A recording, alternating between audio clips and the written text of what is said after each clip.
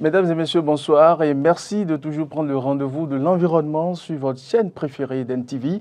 Nous parlons aujourd'hui des arbres plantés sur certains axes routiers et pour ce faire, deux invités sont sur ce plateau pour opiner du sujet.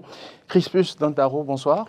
Bonsoir, monsieur Atu. Vous êtes environnementaliste. Vous allez mieux vous présenter encore tout à l'heure à nos très chers téléspectateurs. Effectivement. Bonsoir, monsieur Sabo. Bonsoir, monsieur le journaliste. Vous n'êtes plus à présenter. On ne pourrait pas parler d'environnement sans mentionner ce nom, monsieur Sabo. Merci d'avoir honoré de votre présence. Merci à toutes et à tous. Alors, est-ce qu'on peut mieux vous connaître? Non, moi je suis Patrice Sabo. Je suis d'abord vétérinaire. Oui. Et après je suis spécialiste de la gestion des ressources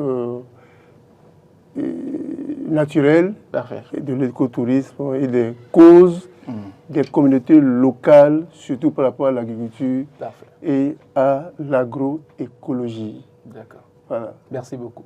Pas de problème. Crispus Dandaro, une fois encore, bonsoir. Bonsoir. Merci de vous repréciser.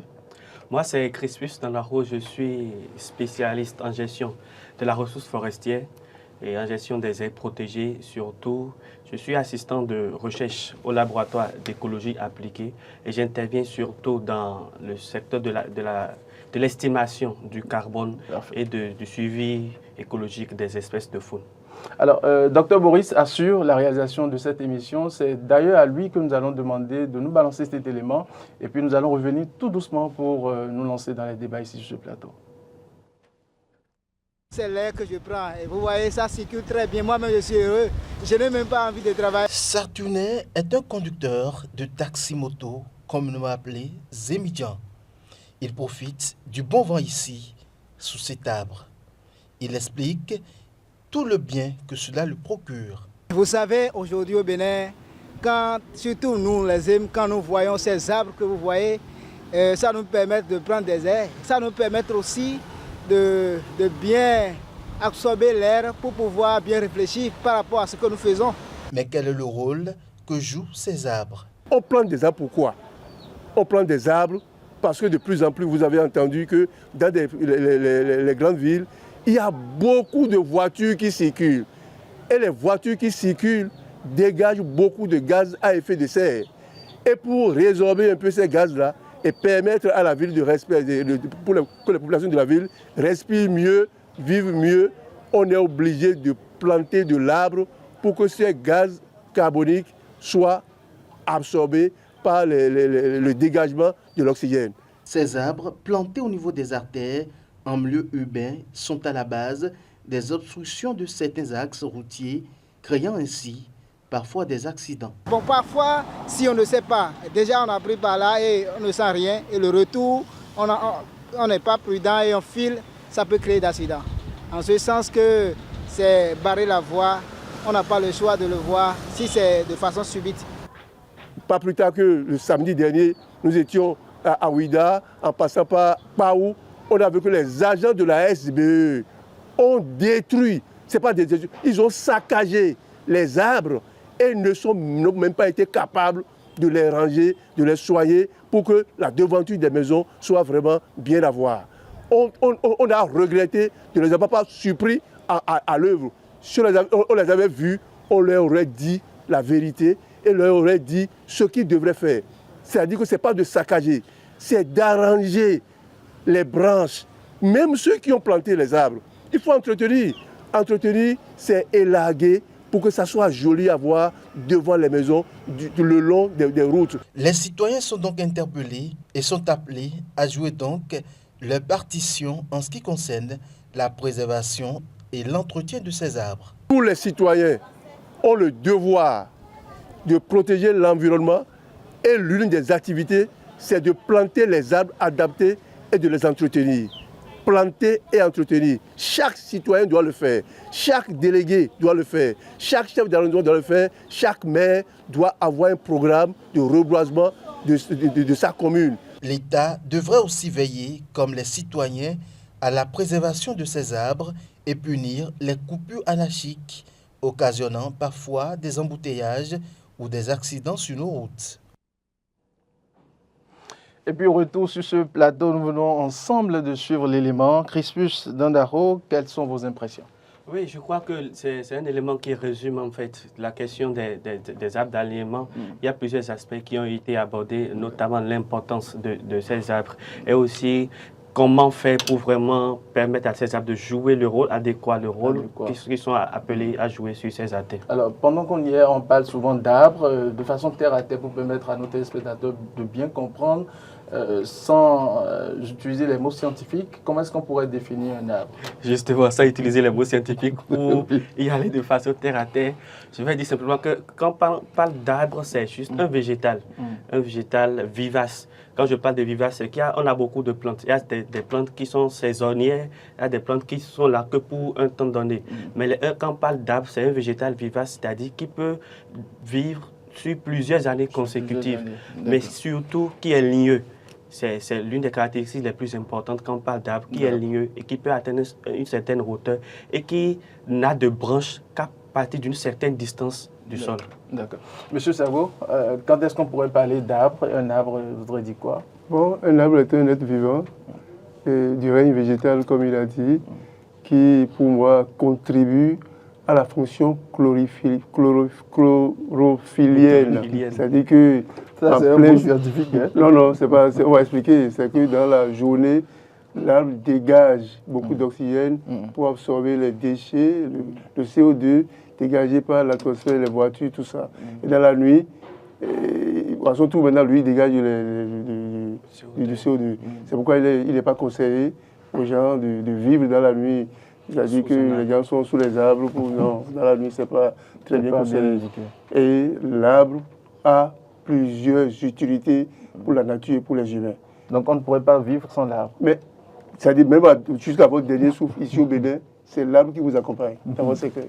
Vous dormez sur un lit, vous vous asseyez sur des chaises, vous avez des meubles en bois, votre plafond est fait en ceci. C'est ça, pour préparer au village et actuellement en ville, de plus en plus, compte tenu du coût élevé du gaz aujourd'hui, tout le monde s'est abonné au charbon.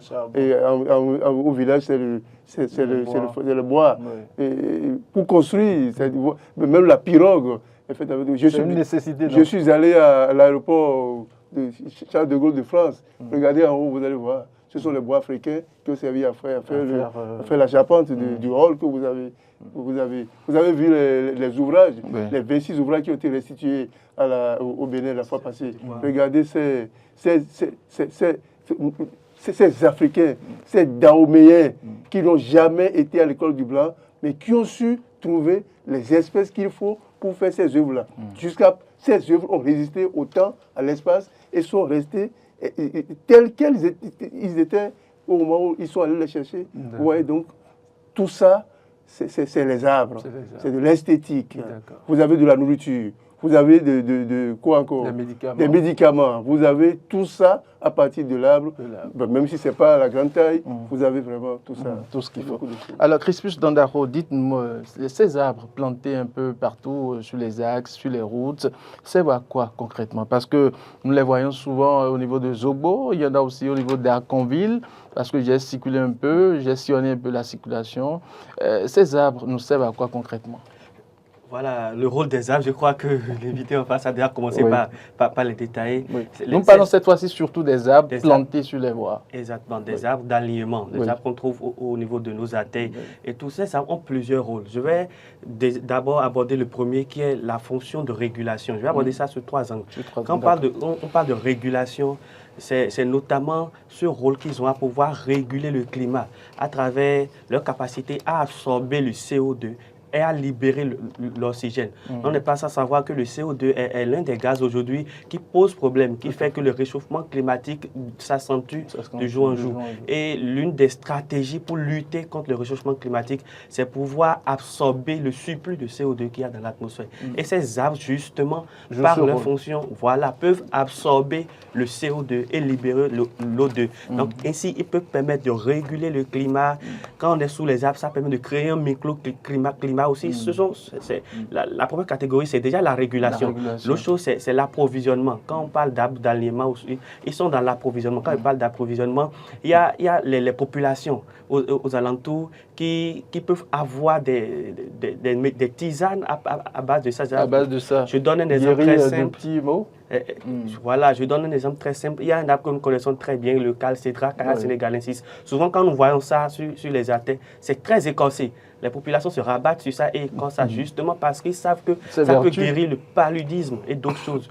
Du coup, il y a le service d'approvisionnement aussi. Il y a le troisième aspect qui est le service culturel, socio-culturel que ces arbres peuvent avoir. Les arbres sont vraiment importants, surtout les arbres d'alliement. Ça rend aussi la ville belle et la ville plus verte. Alors, justement, il vient de dire quelque chose, ça permet de rendre la ville plus belle. Monsieur Sagbo, vous êtes d'avis? Oui, c'est tout. On ne se lève pas pour planter comme on veut. Toute plantation a des raisons, toute plantation a des objectifs. Pourquoi je veux planter? Pour quelles raisons? Pour quelles raisons? Voilà, donc c'est ça, quoi. Il faut féliciter toujours le gouvernement actuel qui a, même si ce n'est pas ce que nous voulons, ils fournissent quand même des efforts. Des efforts pédagogiques pour que demain, plus personne ne construise une voie sans avoir mis vraiment un arbre, quoi. Alors dites-moi, toujours avec vous, quel arbre faut-il planter? Ou bien on peut planter n'importe quel arbre? C'est ça que j'ai dit. Il y a toujours des objectifs qu'il faut avoir. Je plante l'arbre, pourquoi? Pour quelle raison? Et c'est pour ça que tu vas chercher l'arbre qui peut satisfaire les besoins que tu veux satisfaire, quoi. Il faut aller chercher suppose, est-ce que je peux planter un manguier sous un axe routier? Est-ce que la mangue, lorsque ça serait mûr, ne va pas commencer par tomber et puis tomber sur la tête des passagers? Vous avez vu les émigrants que vous avez interrogés? Oui. Lui, son problème, il veut avoir de l'ombre. Oui. Et effectivement... Mais je suppose qu'il soit sous un arbre, sous un manguier, par exemple. Non, si la mangue tombe, la mangue là, c'est quoi? La mangue, c'est un fruit. C'est un fruit. Oui. C'est bien, il n'y a si pas de problème. Ça tombe sur sa tête. On va prendre ça. Ah bon? Non, si la mangue tombe, on va prendre et manger. Et on va se souvenir toujours que pour toujours continuer à avoir de la mangue, ce manguier-là est entretenu. C'est ça. Si jamais ce manguier arrivait à disparaître, je n'aurais plus de mangue. Si tu as ce réflexe dans ta mentalité, tu vas dire, ah, je ferai tout pour que ce manguier soit toujours là. On va y revenir sur tout par rapport. Il y a des attitudes que tu dois avoir vis-à-vis de ce manguier-là. Et ça, c'est l'éducation environnementale qu'il faut commencer par donner à tout un chacun de nous pour dire, l'arbre te offre beaucoup de fonctions, satisfait beaucoup de besoins dans la vie de l'homme, et par conséquent, nous avons le devoir de les entretenir. Alors, Crispus, est-ce que justement, ce n'est pas parce que ces arbres ne sont pas bien entretenus que, comment dirais-je, ces arbres créent parfois des obstructions sur les routes? Effectivement, c'est parce que ces arbres ne sont pas bien entretenus. Mais avant d'arriver là, permettez-moi de rebondir sur la question précédente, de savoir quel arbre il faut planter. Déjà, il faut tenir compte de la configuration de la voie. Est-ce que c'est une double voie ou bien une voie à sens unique où les deux passent, donc, ça passe des deux côtés. De ces paramètres. Exactement. Si c'est une double voie, souvent, c'est le terre-plein central qui est occupé pour planter les arbres. Alors que de l'autre côté, c'est de part et d'autre, on les plante. Mais qui se charge de tout ça? De ces organisations? Je crois que c'est les urbanistes, quand on parle de la construction d'une voie, ça intègre plusieurs facteurs. Et ça doit intégrer aussi, ça doit intégrer aussi d'une manière ou d'une autre les urbanistes et puis les environnementalistes. Exactement, c'est plusieurs disciplines qui sont mises ensemble. Donc, est-ce que c'est des arbres? Les arbres, il faut reconnaître que les arbres ont des racines pivotantes et des racines latérales. Donc, il faut tenir compte de tous ces aspects pour savoir quel arbre planter à tel endroit. Il ne faut surtout pas planter, par exemple, des arbres qui ont des contreforts. Je donne des exemples. Il y a un arbre qu'on appelle le Ceiba pentandra non scientifique. En français, c'est le fromager. C'est ça qui est utilisé pour fabriquer les pirogues. C'est un arbre dont les contreforts peuvent aller jusqu'à 5 mètres de hauteur. Et c'est vraiment vaste. Ce n'est pas encore les racines ni la main, c'est juste les contreforts. Donc, avoir un tel arbre comme arbre d'alignement, c'est pas du tout, ça ne sera pas du tout indiqué. Et c'est, comme vous l'avez dit, le manque d'entretien qui fait qu'aujourd'hui, on remarque que ces arbres créent des obstructions par moment. Il y a les racines qui se développent de trop, il y a des branches qui sont tombantes. Surtout, il faut penser à un système d'entretien régulier, faire l'élagage de manière régulière afin de permettre aux arbres de ne pas avoir des branches tombantes, mais d'avoir toujours des branches qui jouent le rôle qui leur incombe. Justement, M. Sagbo, à qui incombe l'entretien de ces arbres-là? Tout le monde doit entretenir un arbre. Non, mais si je suis un citoyen, je dois vaquer à mes occupations, donc je dois venir maintenant sous un arbre parce que je suis engagé pour la cause, commencer par l'entretenir. Vous parlez de quel arbre? Si les pas mis sur les places publiques. Les places publiques, bien sûr. On sait que, bon, dans la mentalité du Béninois, tout ce qui est pour l'État ne nous appartient pas. Et par conséquent, on n'a aucun regard bienveillant par rapport à ces biens-là. Qu'est-ce qu'on devait faire? Mais j'ai parlé de l'éducation environnementale. Il faut commencer par parler à l'enfant à l'école, dans ta maison, pour dire l'arbre est très important. Et d'abord, devant sa maison, il doit avoir déjà l'arbre. Et par rapport auquel on lui donne des choses, va l'entretenir, met les ordures ici, fait ceci, balai. Et il sait déjà que depuis sa maison, il doit respecter l'arbre qui se trouve à la place publique. L'arbre qui est à la place publique appartient au développement du pays. C'est pour tout le monde. Et ce n'est pas que pour le chef de l'État. Non, ce n'est pas pour lui. C'est pour le pays. Le chef de l'État n'a rien fait dans un pays qui soit pour lui. Il le fait au nom du pays et pour le pays. Et nous devons continuer les entretiens. À l'école, on doit insister sur ça. Les enseignants doivent le savoir. Même le maire. Personne n'est de trop pour entretenir vraiment un arbre qui est planté quelque part. Et on le dit, même si c'est toi qui as planté l'arbre aujourd'hui, et l'arbre a 4 ans, 3 ans, 5 ans après, tu n'es plus son propriétaire. Avant de le abattre, tu dois aller demander l'autorisation au niveau des œufs forêts.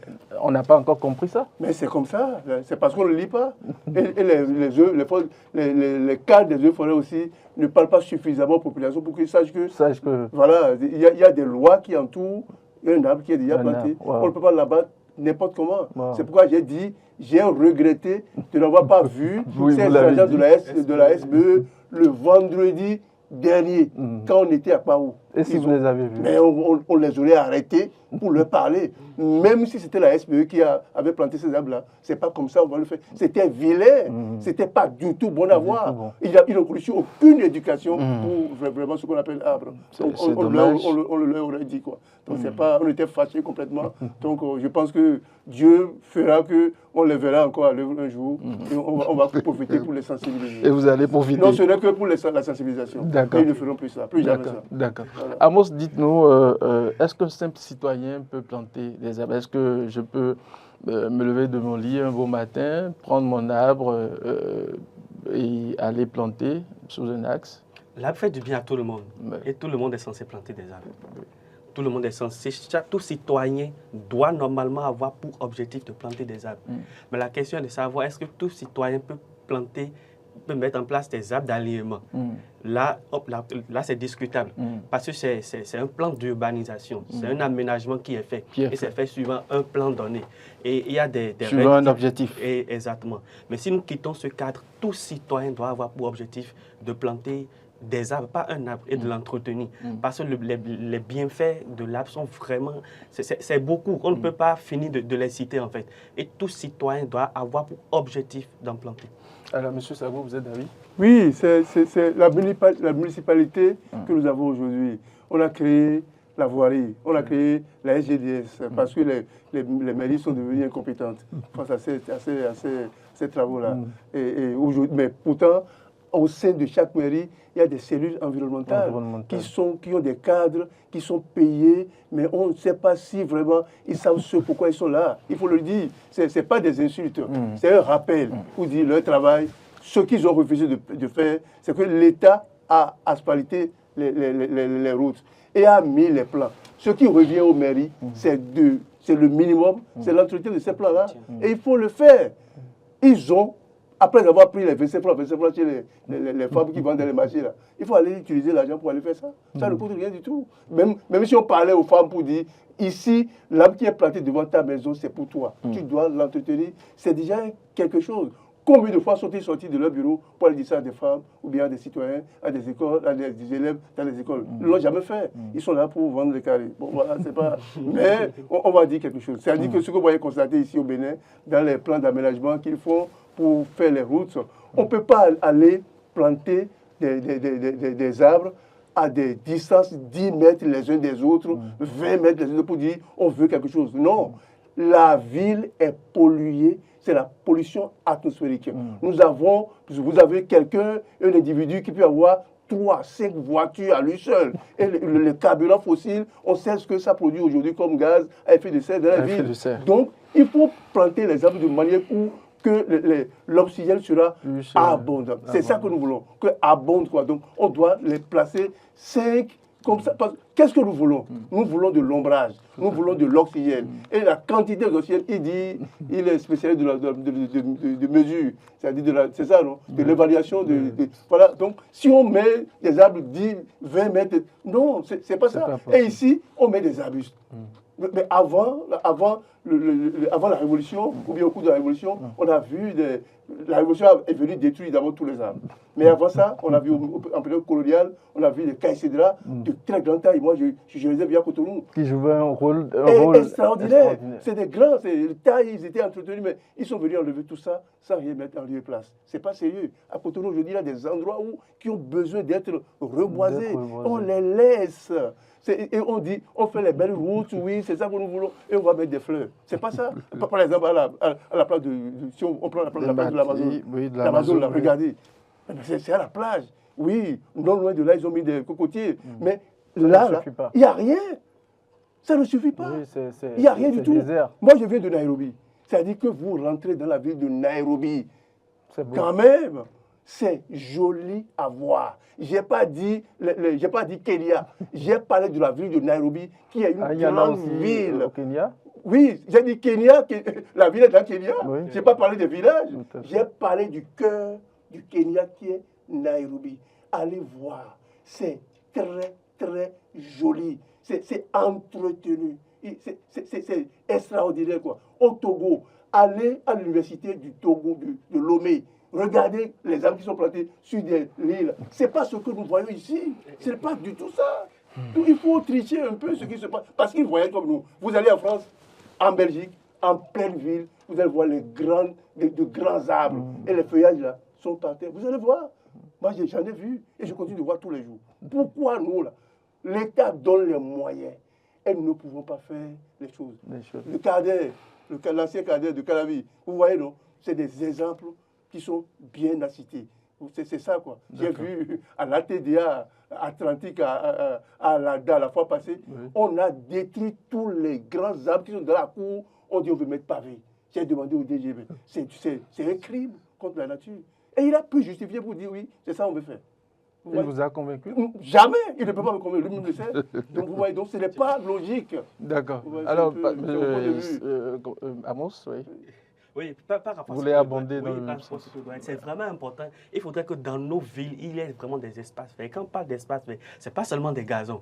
C'est pas seulement des gazons. Il faut que nous pensions à mettre en place même de la foresterie urbaine, des espaces qui sont considérés rien que des arbres, mais en pleine ville. Ça va jouer plusieurs rôles et ça va permettre en fait de rendre la ville plus belle et la ville plus verte. Maintenant, je voudrais intervenir sur un aspect tout à l'heure, le fait qu'ils plantent les arbres d'alignement à une certaine distance. C'est important de respecter la distance. De respecter la distance, mais c'est aussi important de tenir compte de l'aspect de la ressource nutritive du sol. Lorsque les arbres sont trop rapprochés, il y aura une compétition excessive par rapport à la ressource nutritive du sol et ces arbres ne pourront plus exprimer leur potentiel.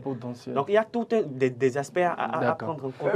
Non, on va revenir toujours. Oui, nous sommes déjà presque à la fin, malheureusement. On va le dire. C'est-à-dire que lorsque vous plantez, le bébé qui est né a besoin d'être nourri. Le bébé ne se débrouille pas. On l'entretient. Mais il faut mettre autour de l'arbre de la nourriture.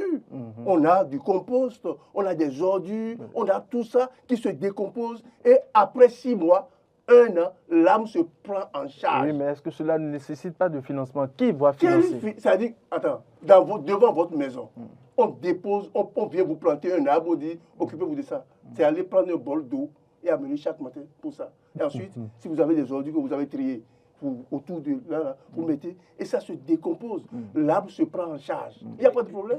Effectivement, il faut vraiment... On y va très rapidement. Il faut vraiment entretenir les arbres, leur donner du compost et autres, mais il faut surtout respecter la distance.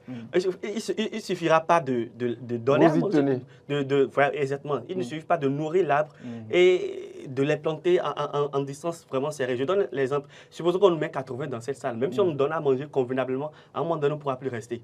Et c'est la même chose pour les arbres. Les arbres ne pourront plus exprimer leur potentiel, que ça soit en largeur, surtout en largeur. Quand c'est trop serré, ils ne pourront plus exprimer leur potentiel. Oui, c'est pas si serré que ça. C'est-à-dire, qu'est-ce que nous voulons? Nous voulons beaucoup d'oxygène. Mais lorsque les plants sont épars comme ça, là, le taux d'oxygène que vous désirez est faible. Et vous allez investir pour rien du tout. Rien. Nous voulons beaucoup de... Nous voulons aussi que la biodiversité se développe. Les papillons, les oiseaux, tout ça là arrive. C'est ce que nous voulons en pleine ville. C'est possible. Vous voyez, mais si c'est épars comme ça, là, on n'a aucune raison d'atteindre l'objectif. Mais je ne demande pas que ça soit épars, mais qu'on puisse vraiment respecter les distances. Exactement. Et vous avez abordé un aspect très important, la biodiversité. Exactement. Ce qu'on remarque, il faut la préserver. c'est que ce sont les mêmes espèces qu'on plante un peu partout. Vous allez voir kaya, un peu partout. En monoculture. Exactement. Il faudrait qu'on mette en valeur aussi la biodiversité. Il y a plusieurs espèces qu'on peut aujourd'hui planter comme arbre d'alliement pour pouvoir vraiment donner une certaine couleur de diversité à la Je pense que le sujet est intéressant, nous allons y revenir. Merci à vous, M. Sagbo. Amos Dandaro, merci beaucoup à vous. Crispus, merci beaucoup à vous. Alors, ils ont été nombreux à m'assister pour la réalisation de cette émission. Le chef d'orchestre, Dr Boris, Emmanuel Agbo-Djidou, Gérard Roussa, Martin Toïsset. Merci beaucoup à vous, mesdames et messieurs. On se retrouve très bientôt pour un autre numéro de votre émission Au cœur de l'environnement.